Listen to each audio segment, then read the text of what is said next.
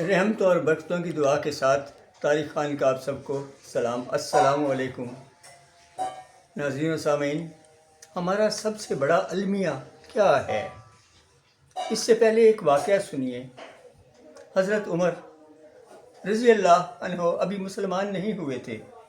انہوں نے بہن کے مسلمان ہونے کا سنا تو غصہ میں بھرے ہوئے بہن کو سزا دینے کے لیے بہن کے گھر کی طرف چل دیے۔ جب بہن کے گھر پہنچے تو آگے دیکھا کہ بہن قرآن پڑھ رہی تھی۔ غصے میں بہن سے کہا کہ یہ کیا پڑھ رہی ہو؟ بہن نے کہا قرآن۔ اطمینان سے بہن نے جواب دیا قرآن۔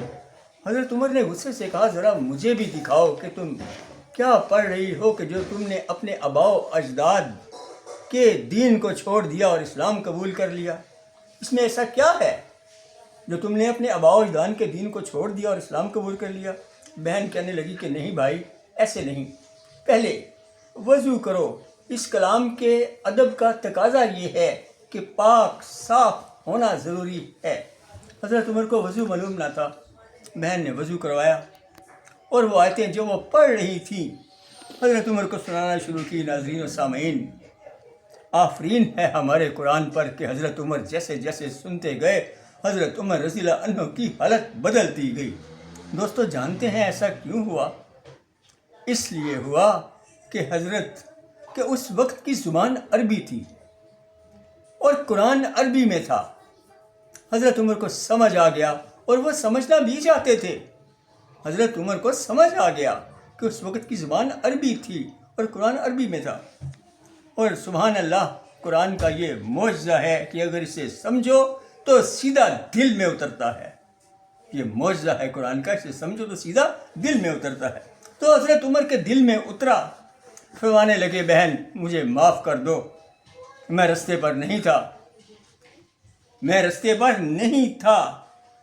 اور وہاں سے سیدھا بارگاہ رسالت میں پہنچے اور اسلام قبول کر کے مسلمان ہو کر اسلام میں داخل ہوئے۔